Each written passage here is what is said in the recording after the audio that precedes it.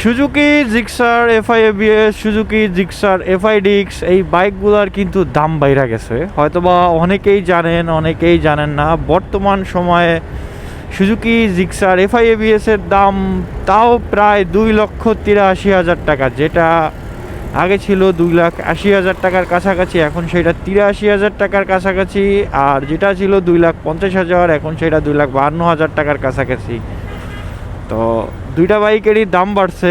আর carburettor যেটা, ওইটা তো 2 দিন পর পর দেখি অফার ছাড়ে, ভালো বড় বড় অফার ছাড়ে। কার্বোরেটরের কথা আসলে নাই বলি, আমি FI user, FI ABS, FI এই বাইকগুলো আর কি বেশি চলে। বেশি চলে বলতে কি, আপনার চাহিদা বেশি, কারণ এফআইতে তো মাইলেজ ভালো দেয়। ঠিক আছে, এফআই এর অনেক গুণ আছে, আবার কার্বোরেটরেরও অনেক গুণ আছে। এই নিয়ে হয়তো বা পরবর্তীতে কখনো ভিডিও একটা বানাবো। কিন্তু আপাতত যে টপিকে কথা বলতেছি সেইটা, যে বর্তমান সময়ে আইসা দেখেন পালসার N160 বাইকটা দেখেন, বর্তমানে নতুন যে ইউএসডি সাসপেনশনের সাথে আসছে, হর্নেট 2.0 দেখেন, এই বাইকগুলোর প্রাইস আর জিক্সার এফআই এবিএস এর প্রাইস কিন্তু সিমিলার, কাছাকাছি। কিন্তু এই যে বাইকগুলো, এগুলার আপনার ফিচার ওয়াইজ দেখেন আর জিক্সারের ফিচারটা দেখেন, মানে আমার যে জিক্সার বাইকটা, এটা যে খারাপ এমন কিন্তু না। 1 বছরের বেশি সময় তার সাথে আমার কাটানো হয়েছে, এখন পর্যন্ত কোনো একটা সিঙ্গেল বিষয়ে জিক্সার আমার হতাশ করে নাই। কিন্তু আপনি একটা বাইক নিয়ে সন্তুষ্ট, তার মানে এই না যে সেই বাইকের দাম বাইরে গেলেও কোনো সমস্যা নাই, বা সেই বাইকের কোনো আপডেটের দরকার নেই। বিগত আমি এই বাইক বাংলাদেশে আসার পর থেকে দেখে আসছি, সেই বাইক যেমন আসছে তারপর থেকে তেমনই, এতে কোনো আপডেট আসে না। এতে আপডেট একবার আসছিল, দেখছিলাম যে 850 ml এর পরে 1000 ml এর ইঞ্জিনটা করছে। এছাড়া এই বাইকে আর কোনো চেঞ্জ দেখি না, শুধু চেঞ্জ দেখি প্রত্যেক বছর নতুন কালারে, নতুন গ্রাফিক্সে এই বাইকটা আসে, ব্যাস এতটুকুই, আর কোনো পরিবর্তন নেই। আমাদের পাশের দেশে এই বাইকটায় কত কত আপডেট আসছে জানেন। আর এই আপডেট কিন্তু রিসেন্ট আসে নাই, যে ইন্ডিয়াতে রিসেন্ট আসছে সেই কথা বলতেছি। এই আপডেট বহুত আগে আসছে ইন্ডিয়াতে।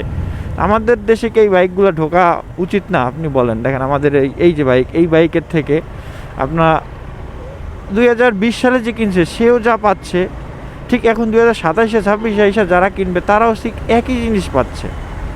পার্থক্য কোথায় পাচ্ছে মানুষ? ধরেন আমি এই বাইকটা 20 সালে কিনছি, এখন এই বাইকটা আমার অনেক পছন্দ হয়, এই বাইকের মডেল আমার অনেক পছন্দ হয়। এখন আমি এই বাইকটা 5 বছর চালাইছি, এখন বিক্রি করে এই সেম মডেলের আমি আবার একটা নতুন বাইক নিব। এখন নতুন বাইক নিয়ে লাভ কি? আমার পুরান বাইকটা আর এই নতুন বাইক যদি আমি একটা নিই, তার ভিতরে পার্থক্য কী পাবো? জাস্ট ইঞ্জিন স্মুথনেস, আর কি? আর কোনো পার্থক্যর কি দরকার নাই? অনেক পার্থক্য দেওয়া যায়। দেখেন এখন বর্তমানে ইন্ডিয়াতে যে ভার্সনটা আছে, ওই ভার্সনটায় মিটারটা দিছে একদম কড়া। মিটার যেমন করা দিছে ভাই, মিটারটার থেকে বড় বিষয় ওইটাই আছে ব্লুটুথ কানেক্টিভিটি। আপনার এখনকার জামানায়, আপনি এই বর্তমান জামানায় দেখেন যেসব বাইক আসতেছে, কম বেশি সব বাইকেই কিন্তু ব্লুটুথ কানেক্টিভিটিটা থাকতেছে। ব্লুটুথ কানেক্টিভিটির দরকার আছে, ব্লুটুথ কানেক্টিভিটির দরকার আছে। এখন এই যে বাইক চালাচ্ছে, আমার একজন কল দিল, এখন আমি কি ফোন বের করে করে দেখবো যে আমার কে কল দিচ্ছে না দিচ্ছে, আসার বিষয়। ব্লুটুথ কানেক্টিভিটির অনেক লাভ আছে, যেমন মনে করেন আপনি একটা ম্যাপে একটা জিনিস সিলেক্ট করলেন, আপনি অমুক জায়গা যাবেন। এখন বারবার ধরেন আপনার সামনে দুটো মোড় আসছে, তখন আপনি কোন দিকে যাবেন এটা তো আপনার বারবার ফোন বের করে দেখা সম্ভব না।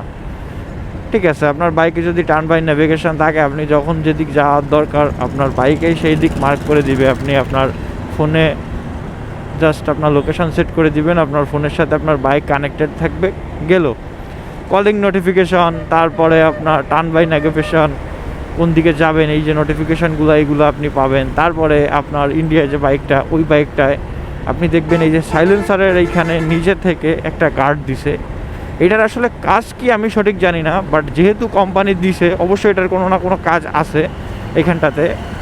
তারপরে ওই বাইকটাতে দেখেন সাইড স্ট্যান্ড সেন্সর যেটা থাকে, যেটা আপনার বাইকের স্ট্যান্ড নামানো থাকলে বাইকে স্টার্ট উঠবে না, এই সেন্সরটাও আছে। তা এই যে বিষয়গুলো, এইগুলো কিন্তু আপডেট হয়ে ইন্ডিয়াতে অলরেডি চলে আসছে, আর আজকে আসে না। এই গাড়ি আমি অনেক আগে থেকে ইন্ডিয়ায় দেখতেছি আসছে।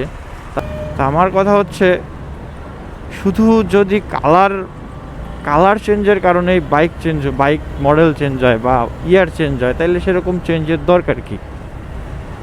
আপনি দেখবেন বাইরের দেশে বলতে আমাদের পার্শ্ববর্তী দেশেই একটা বাইকের কত রকম আপডেট আনে।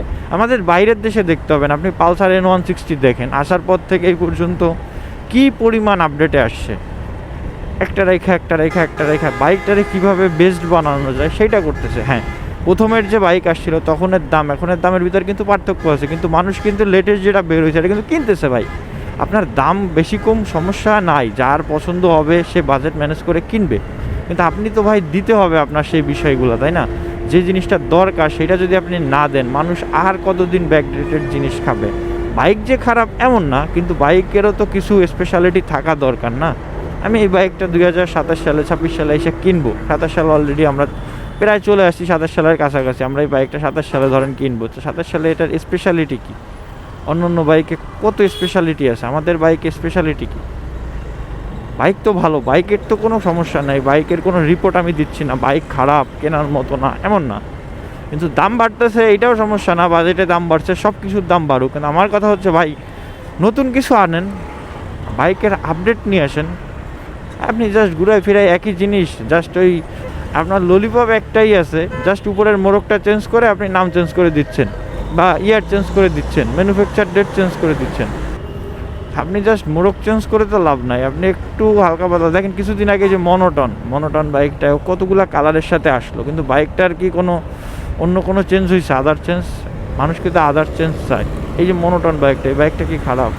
বাইকটা সব দিক থেকে বেস্ট। এই বাইকটাতে টুকটাক আপডেট আনেন, আপনারা ডুয়েল রিক্স দেন, কোম্পানি আপনারা দাম বাড়ায় নেন। এখন একটা বাইক বিক্রি করার জন্য আর একটা আপনি কমায় রাখলে তখন তো আপনার আপনি যেটা আপনার ভালো চলতেছে সেইটার আপনি সব কিছু দেওয়ার চেষ্টা করেন যাতে সেটা আরও ভালো চলে, সেইটা দিয়ে আপনি মার্কেট মানে ফুললি ধইরা ফেলেন, তাই না?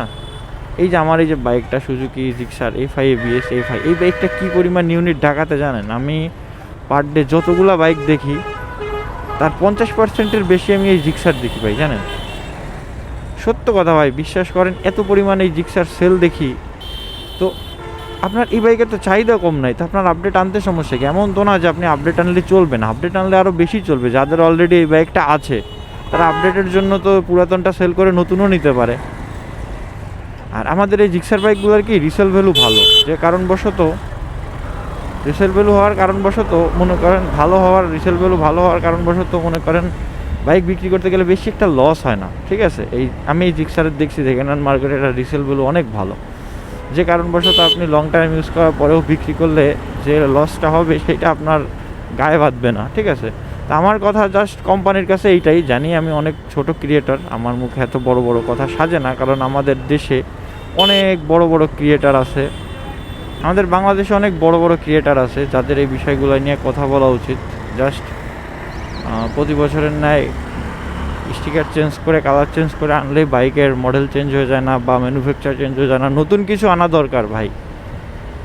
একটু নতুনত্ব আনেন, মানুষ অপেক্ষায় আছে। আমাদের অনেক মানুষ ডিএম করে যে ভাই জিক্সারের এই আপডেট আসবে কিনা, ওই আপডেট আসবে কিনা, এগুলো ভাই দরকার। সময় উপযোগী সিদ্ধান্ত নিতে পারলে কোম্পানি অনেক উপর পর্যন্ত যাবে। যদিও আমি ছোটো ক্রিয়েটার, আমার মুখে এত কিছু নিয়ে বলা ঠিক না, তারপর আমি আমার অডিয়েন্সের জন্য আমার সর্বোচ্চটুকু বললাম। আপনারা প্রাইস বাড়ান, আমি মনে করি না যে প্রাইস বাড়ানোটা কোনো খারাপ কিছু, কারণ এই বাইকটা আমি 1 বছরের মতো চালাচ্ছি।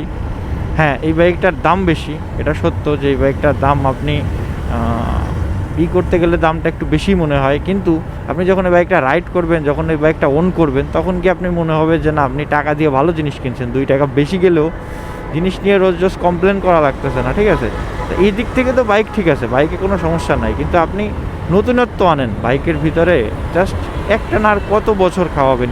কিছুদিন গেলে তো এক যুগের কাছাকাছি হয়ে যাবে যে একটা বাইক আনছে সুজুকি, এক যুগ একরকমভাবেই চলতেছে, একইভাবেই চলতেছে, কোনো চেঞ্জ নাই।